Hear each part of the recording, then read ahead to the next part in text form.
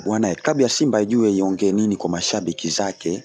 Hii inakuja mara baada ya Rais wa Jamhuri wa Muungano wa Tanzania Mheshimiwa Samia Suluhu Hassan kukutana na viongozi wa timu zote mbili wa Simba na Yanga kupelekea mchezo huu kusogezwa mbele mpaka Juni 25. Rais Samia alikutana na viongozi hao Mangungu pamoja na GSM katika Ikulu ya Chamwino na kupelekea bodi ya ligi kupeleka mbele mchezo huo mpaka Juni 25 na kupelekea baadhi ya viongozi Steven Mguto na mwenyekiti wa bodi ya ligi Bwana Kasongo kujiuzulu.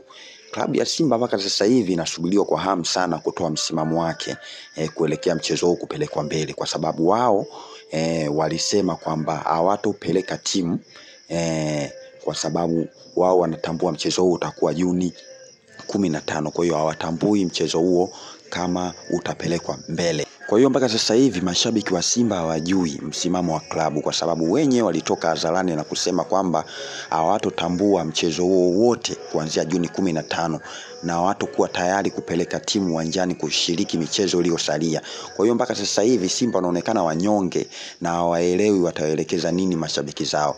Jana ilitoka taarifa kwamba wamepewa ruhusa ya kutumia uwanja wa Benjamin Mkapa na Wizara ya Habari, Utamaduni na Michezo. Kwa hiyo mpaka sasa hivi kwenye peji za Simba wanaposti kwa mafumbo tu, hawaelewi waposti nini kuelekeza mashabiki zao kuelekea mchezo huu wa Juni 15, kwa sababu sasa hivi kwenye posti zao za Instagram pamoja na Facebook kwamba wanaposti mafumbo tu ya wachezaji wakishika wakiomba msamaha na wengine mashabiki wakishika bendera, lakini hakuna mfafanuzi kwamba wamekubali au hawajakubali kucheza mchezo ambao walisema ni Juni 15, lakini mpaka sasa hivi wamewacha mashabiki wao kwenye hali ya sitofahamu na hawaelewi waseme nini.